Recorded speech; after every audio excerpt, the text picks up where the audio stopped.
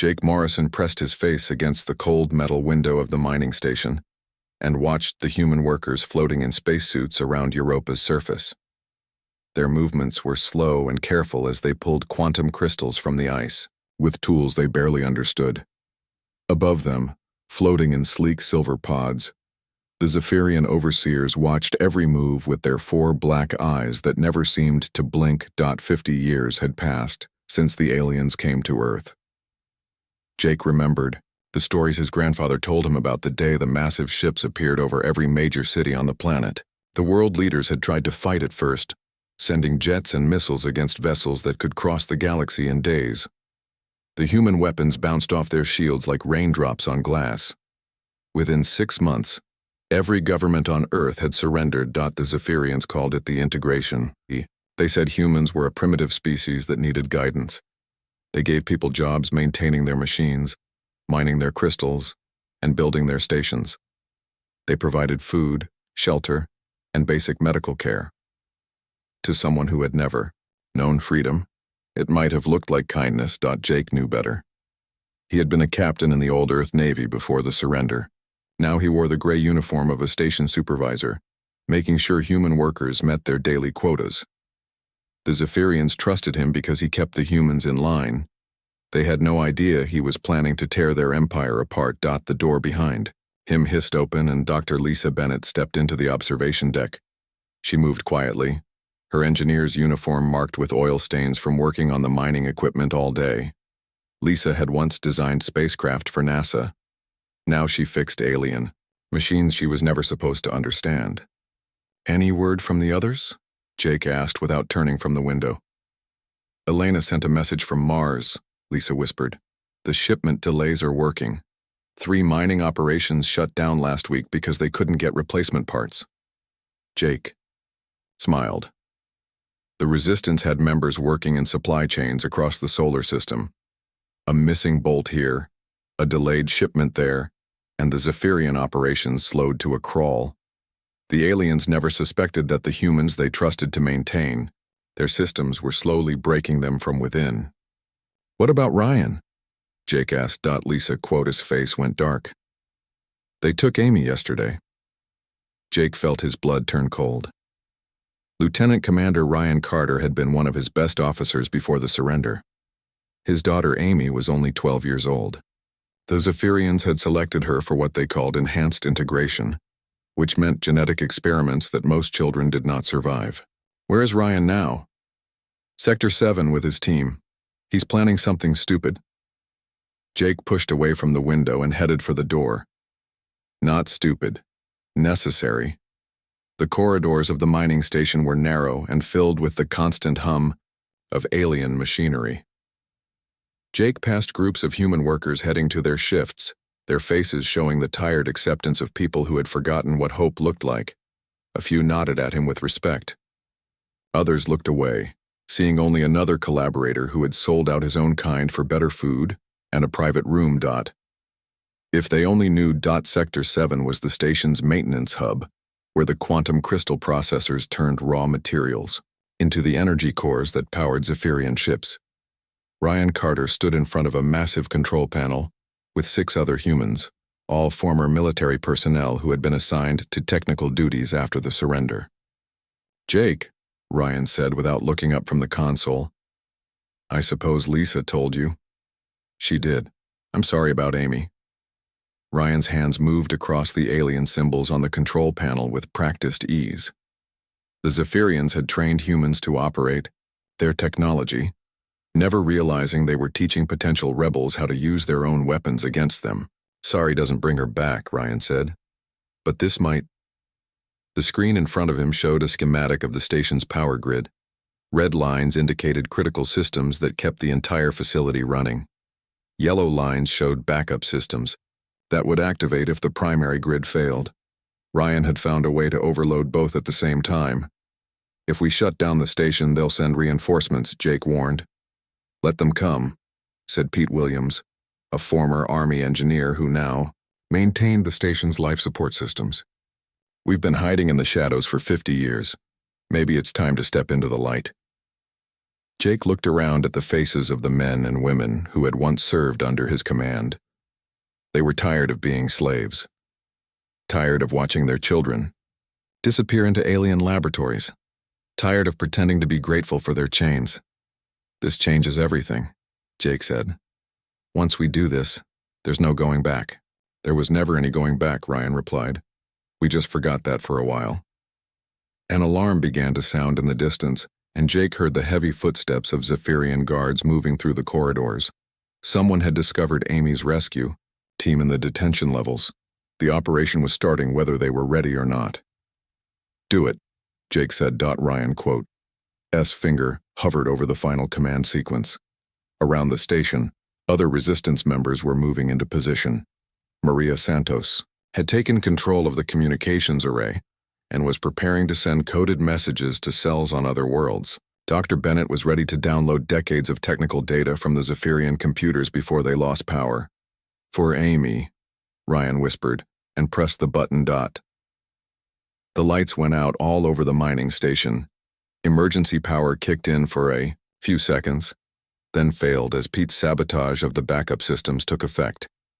In the darkness, Jake heard the confused voices of Zephyrian overseers trying to understand what had gone wrong with their perfect control system. Outside the windows, the mining operation around Europa ground to a halt as the quantum crystal extractors lost power. Human workers floated in their spacesuits, no longer under alien supervision for the first time in 50 years. Jake activated his emergency communicator and spoke the words that would echo across the solar system within hours. "This is Captain Jake Morrison of the Human Liberation Front. The age of slavery is over. The age of fire has begun." Commander Elena Rodriguez crouched behind a stack of supply containers in the Mars mining facility and watched the Zephyrian guards patrol the main corridor. Their silver armor reflected the red emergency lights that had been flashing for the past 3 hours. News of the Europa station blackout had spread across the human communication networks faster than the aliens could stop it. Elena pressed the transmitter button on her wrist device and whispered into it, "All teams ready on my signal." The response came back in fragments from resistance cells scattered across the red planet. "Team Alpha ready. Beta in position. Gamma has the explosives set." Elena had been waiting for this moment since she was assigned to Mars 15 years ago. Back then, she had been a major in the Air Force, flying combat missions against insurgents in the Middle East. Now she commanded a network of maintenance workers, engineers, and technicians who had spent decades learning every weakness in the Zephyrian mining operations. The aliens had made a critical mistake. They believed humans were simple creatures who could only follow orders and operate basic machinery. They never suspected that their slave workers were actually studying their technology, mapping their facilities, and preparing for war. "Remember the plan," Elena transmitted. "We don't kill unless we have to. We capture everything we can. We need their equipment if we're going to fight them." On Europa, Jake Morrison had started the rebellion by shutting down power to a single mining station. Elena intended to capture an entire planetary operation intact. The first explosion came from the North Mining Complex, where Pete's brother Dan Williams led a team of former demolition experts. The blast wasn't meant to destroy the facility, but to create a distraction that would draw the Zephyrian security forces away from the central command center. Elena watched through her scope as the silver-armored guards rushed toward the explosion site. She counted them carefully. 23 aliens moving north, leaving only 6 to guard the most important building on Mars. "All teams, execute now." Elena sprinted from her hiding place toward the command center with 12 other humans, following close behind. The Zephyrian guards saw them coming and raised their energy weapons, but they were too slow. Maria Santos had disabled their communication system 30 minutes ago, and they had no way to call for backup. The humans moved with military precision that the aliens had never seen before. Elena put 2 plasma bolts into the first guard's chest plate while her team flanked the others from both sides. The Zephyrians were better armed and protected, but they were outnumbered and confused. Within minutes, the command center was under human control. Elena ran to the main console and began entering the access codes that Lisa Bennett had extracted from the Zephyrian computers on Europa. The aliens used the same security protocols across their entire empire, never imagining that their slaves would be smart enough to crack them. The screen filled with data that made Elena's heart race: fleet positions, supply schedules, troop movements, and most importantly, the locations of other human populations throughout the galaxy. The Zephyrians weren't just using Earth's people as workers, they had been shipping humans to mining colonies and construction sites across dozens of star systems. "Maria, are you getting this?" Elena called into her communicator. "Every byte," Maria's voice crackled back from the communications center. "I'm already transmitting to the other cells." Elena scrolled through files that revealed the true scope of human slavery. Families had been separated and sent to different worlds. Children had been taken for genetic experiments. Adults had been modified with alien technology to make them better workers. The Zephyrians had been treating humanity like livestock for 50 years. But the files also contained something else. Research data that showed the aliens were afraid.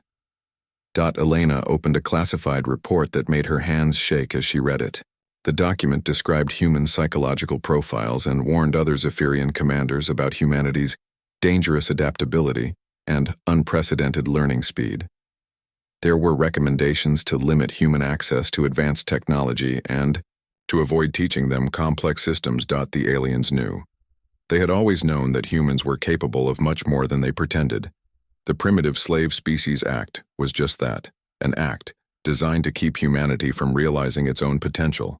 "Elena, we have a problem," called out Tom Jackson, who was monitoring the external sensors. 3 Zephyrian warships just entered Mars orbit. Elena looked at the tactical display and saw the enemy vessels moving into attack positions above their location. The aliens had decided to end the rebellion with overwhelming force. "How long until they can start bombing us?" she asked. 20 minutes, maybe less." Elena made a decision that would change the course of the war. Instead of running or hiding, she activated the Mars defense grid that the humans had been secretly modifying for years. The mining facility's anti-asteroid cannons rotated skyward and locked onto the Zephyrian ships. The weapons weren't designed for ship-to-ship combat, but Elena's people had been upgrading them with salvaged alien technology for the past decade. When she pressed the firing button, 3 streams of quantum energy lanced up from the planet's surface and struck the enemy vessels. The first Zephyrian ship exploded instantly, its shields overwhelmed by the modified weapons. The second ship tried to maneuver away but took a direct hit to its engine section and began spinning out of control toward the planet's surface. The third ship managed to return fire, but its energy beams struck empty ground as the humans had already moved the defense cannons to new positions. Elena watched the burning alien ships fall from the sky and felt something she had not experienced in 50 years. Victory. Her communicator burst to life with reports from across the solar system. The resistance cells on Europa had captured 2 more mining stations. The workers on Luna had seized control of the orbital shipyards. Even Earth itself was seeing uprisings in major cities as news of the successful attack spread. But the most important message came from Dr. Lisa Bennett. "Elena, you need to see what we found in the Zephyrian research files." Lisa's voice was excited and frightened at the same time. "We're not just good workers or clever rebels. We're the key to their entire empire. Every piece of advanced technology they have requires human neural patterns to function properly. They didn't enslave us despite our abilities, they enslaved us because of them." Dr. Lisa Bennett stared at the alien data files scrolling across her screen and felt her understanding of the universe shift completely.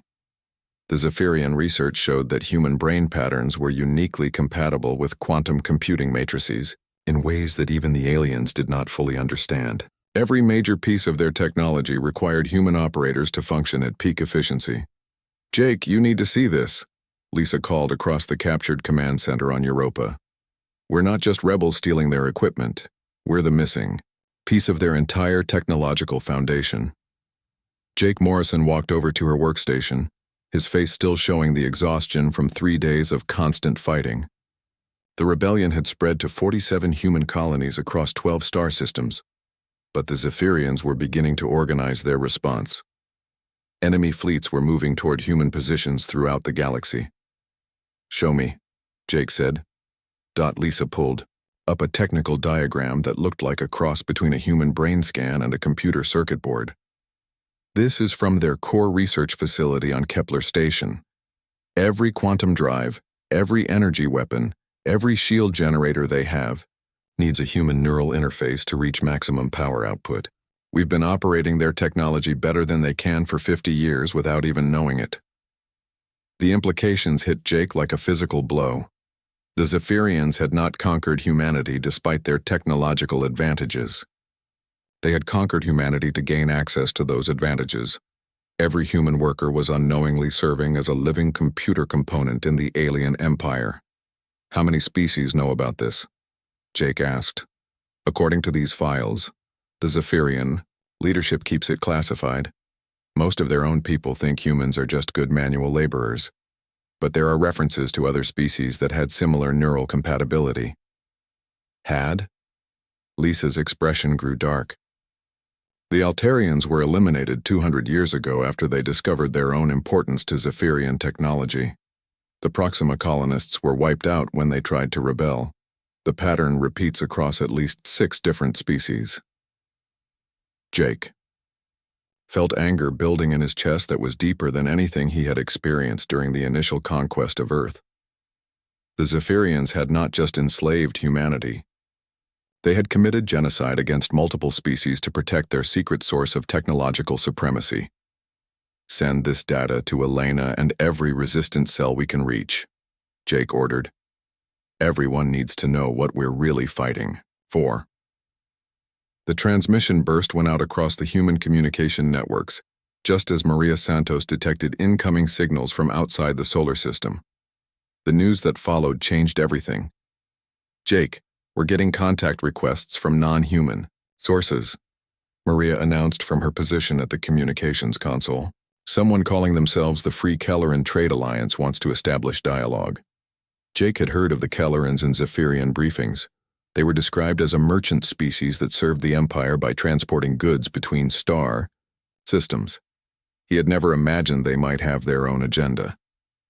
"Put them through," Jake said. The holographic display activated and showed a creature that looked like a cross between a dolphin and an octopus, with smooth gray skin and intelligent, dark eyes. When it spoke, its voice was translated by the same systems the Zephyrians used for interspecies communication. "I am Trade Captain Vex of the vessel Windrunner. We have been monitoring your rebellion with great interest. The Kelorans remember what freedom felt like before the Zephyrian integration. Your success has inspired hope among species that had forgotten such emotions were possible." Jake looked at Lisa and Elena, who had joined the conversation via quantum link from Mars. They were making contact with alien rebels. The human uprising was becoming something much larger. "What do you propose, Captain Vex?" Jake asked. "An alliance. The Kelorans control much of the Empire's shipping network. We can provide intelligence about Zephyrian fleet movements and supply disruptions to support your operations. In return, we ask for technical data about quantum computing systems that your species seems uniquely qualified to understand." Before Jake could respond, another transmission came through from a completely different source. This time, the speaker was a crystalline being that communicated through harmonic vibrations that the computer translated into words. "This is Resonance Commander Thalo of the Vorth Collective. Our people have been forced to provide crystal matrix components for Zephyrian technology for 3 centuries. We wish to join your rebellion and reclaim our freedom." Within hours, contact had been established with 5 different alien species that had been subjugated by the Zephyrian Empire: the Nereids from the water worlds, the silicon-based rockborn from the asteroid belts, the energy beings called the Luminari, and others. Each species had been told they were primitive and needed Zephyrian guidance. Each species had unique abilities that the Empire exploited while keeping them ignorant of their own importance. Elena Quote's voice came through the communication system from her command center on Mars. "Jake, we're not just fighting for human freedom anymore. We're leading a galactic revolution." The strategic situation had changed completely. Instead of isolated human rebels trying to damage Zephyrian operations, They now had allies who could provide ships, weapons, intelligence, and specialized knowledge. The Kalorans knew the Empire's supply routes. The Vorth understood energy matrix technology. The Nereids had developed stealth systems that could hide entire fleets from Zephyrian sensors. But the most important development came from an unexpected source. Dr. Bennett had been analyzing captured Zephyrian military files when she discovered something that made her call an emergency meeting of all resistance leaders. Her face on the holographic display showed both excitement and terror. "I found the real reason the Zephyrians are so desperate to keep their slave species under control," she announced. "They're not the original builders of their technology. They conquered the real creators thousands of years ago and have been using enslaved populations to operate systems they barely understand ever since." Jake felt the pieces of a massive puzzle clicking into place. "The Zephyrians are parasites." "Worse than that," Lisa continued. "Their entire empire is built on stolen technology and enslaved operators. Without species like humanity to interface with the quantum systems, their ships can't fly, their weapons can't fire, and their shields can't protect them. We're not just rebelling against our masters. We're pulling the foundation out from under their entire civilization." The Resistance had discovered the secret that the Zephyrian Empire had killed entire species to protect. Now they had the choice of using that knowledge to win their freedom, or watching their own people join the list of extinct civilizations. Jake looked around at the faces of humans and aliens working together in the captured command center. 50 years of slavery were about to end, but the real war was just beginning. Admiral Kate Thompson stood on the bridge of the captured Zephyrian dreadnought Stormbreaker and watched her mixed fleet of human and alien vessels prepare for the largest battle in galactic history. 2 years had passed since Jake Morrison first shut down the mining station on Europa, and the rebellion had grown from a desperate act of defiance into a coordinated military force that challenged Zephyrian control across dozens of star systems. Kate had been a supply coordinator for the Resistance when the war began, managing food and equipment shipments between hidden bases. Now she commanded 300 ships crewed by humans, Kalorans, Vorth, Nereids, and members of 12 other species that had joined the Liberation Alliance. Her flagship was a Zephyrian heavy cruiser that Ryan Carter's boarding team had captured intact 6 months ago. The transformation of that battle had become the template for human tactics across the galaxy. Instead of trying to destroy enemy ships, human teams would infiltrate them through maintenance ports and access tunnels, then interface directly with the quantum computing systems that controlled everything from life support to weapons. Once a human brain connected to the ship's neural network, the vessel belonged to the Resistance. "Admiral, we're receiving the final position reports from the fleet," announced Commander Pete Williams from his station at the tactical console. Pete had survived the fighting on Europa and earned promotion through a combination of technical skill and raw courage that impressed even their alien allies. Kate studied the holographic display showing the Rigel system, where the Zephyrian Third Armada was attempting to establish a defensive position. Intelligence from the Free Kelleran Trade Alliance indicated that over 200 enemy ships were gathering there, including some of the most advanced vessels in the Imperial fleet. "What's the latest from Dr. Bennett's team?" Kate asked. "The quantum virus is ready for deployment," replied Maria Santos, who now served as the fleet's communications officer. "Lisa says it will take approximately 18 minutes to spread through an entire enemy fleet once we establish contact with their command network." Kate nodded and activated her command communicator to address the entire Liberation fleet. "All ships, this is Admiral Thompson. Today we face the largest Zephyrian force assembled since the war began.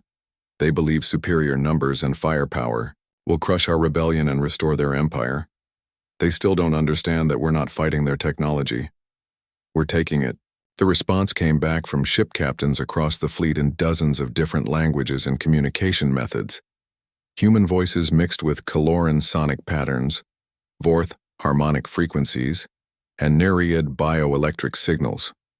The unity of purpose transcended species barriers that the Zephyrians had spent centuries reinforcing. Elena Rodriguez's voice came through from the assault cruiser, Mars Rising.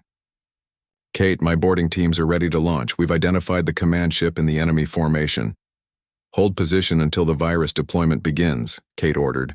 We need to disable their coordination systems before we attempt any captures. The Waynar Liberation fleet dropped out of hyperspace at the edge of the Rigel system and immediately came under fire from the waiting Zephyrian forces.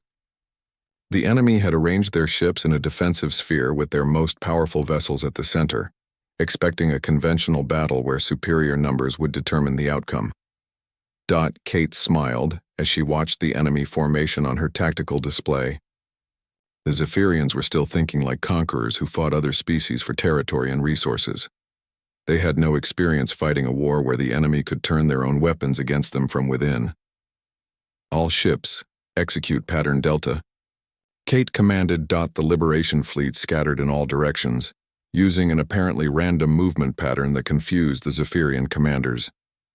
Some ships fled toward the outer system while others seemed to be making suicide runs directly at the enemy formation.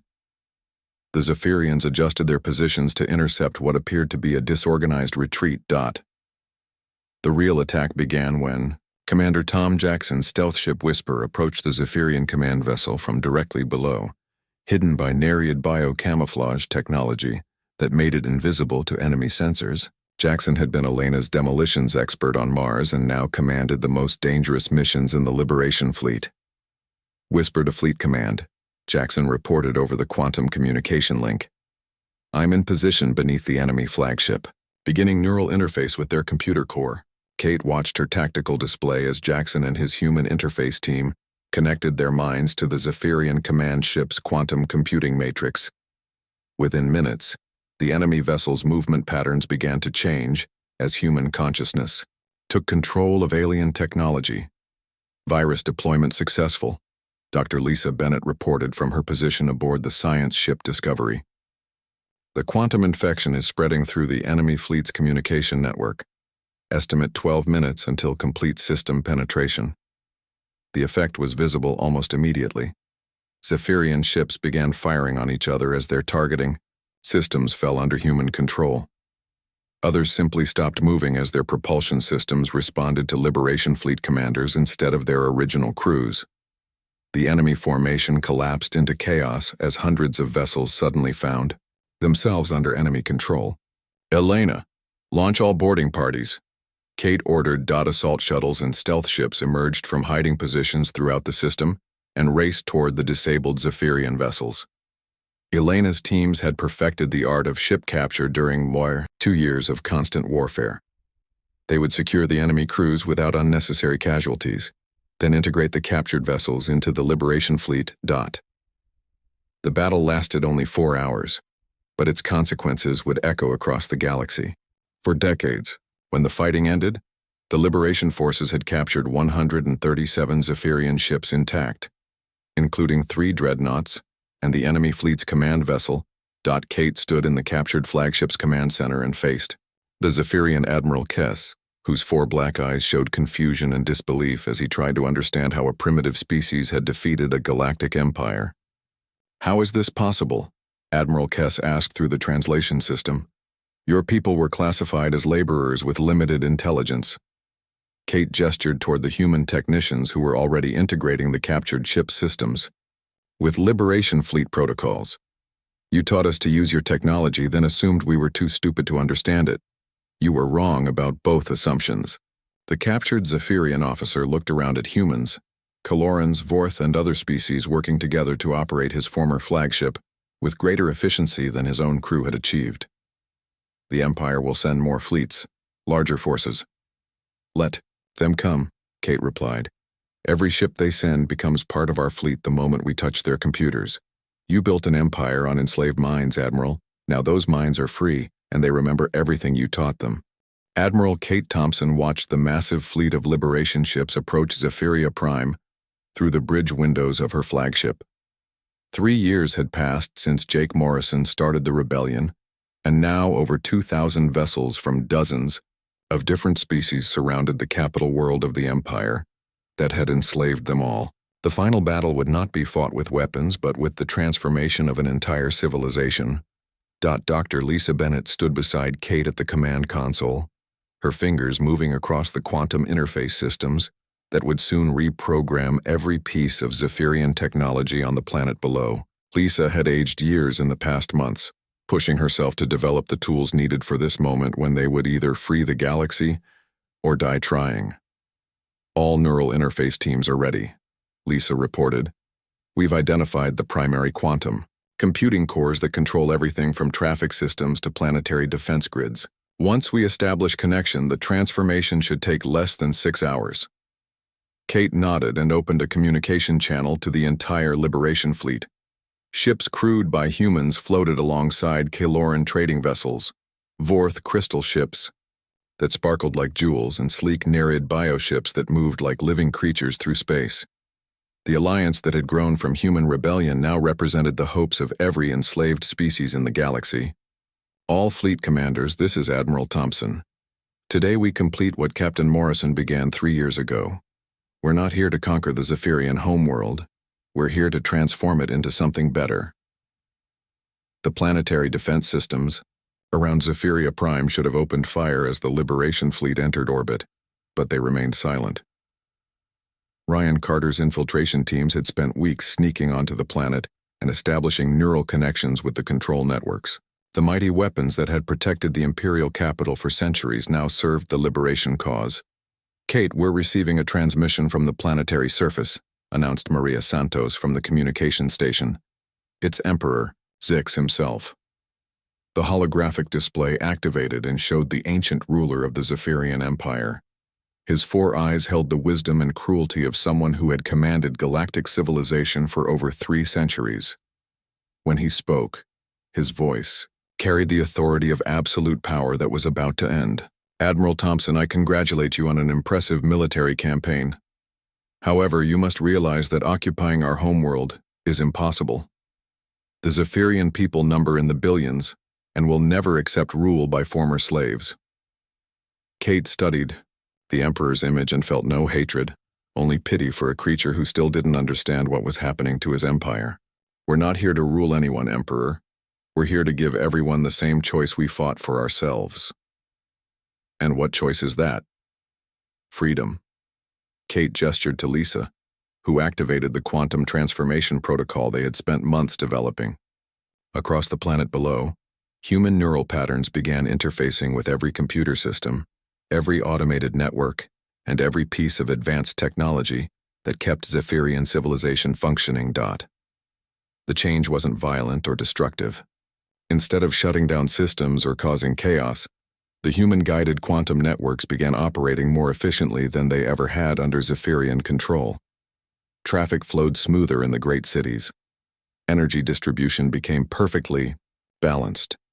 Communication systems connected species that had been kept separate for generations. What are you doing to our world?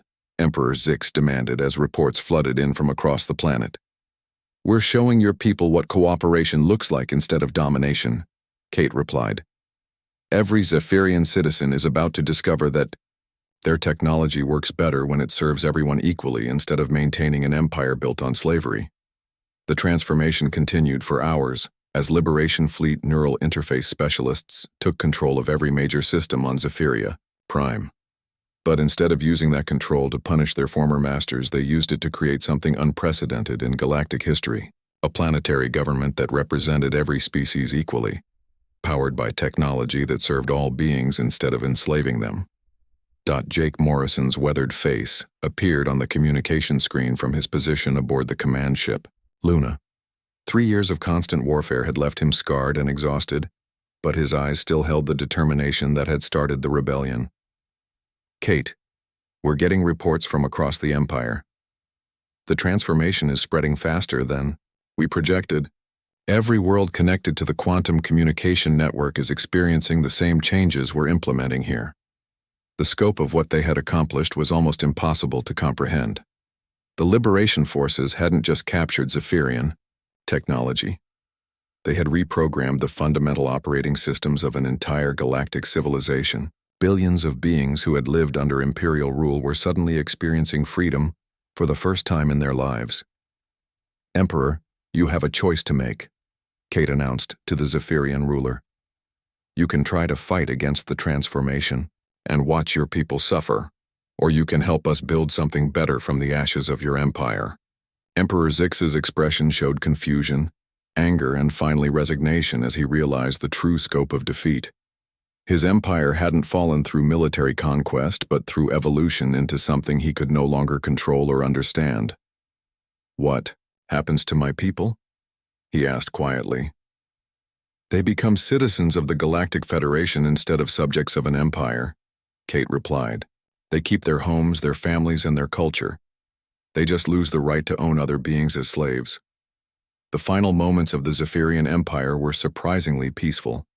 Across thousands of worlds, beings who had been separated by species barriers for centuries began working together as equals. The technology that had maintained imperial control became the foundation for cooperative government that served everyone. Jake Morrison stood in the observation deck of the new Federation headquarters orbiting Earth and watched children from dozens of different species playing together in the station's gardens. Elena Rodriguez had become the first Secretary General of the Galactic Federation.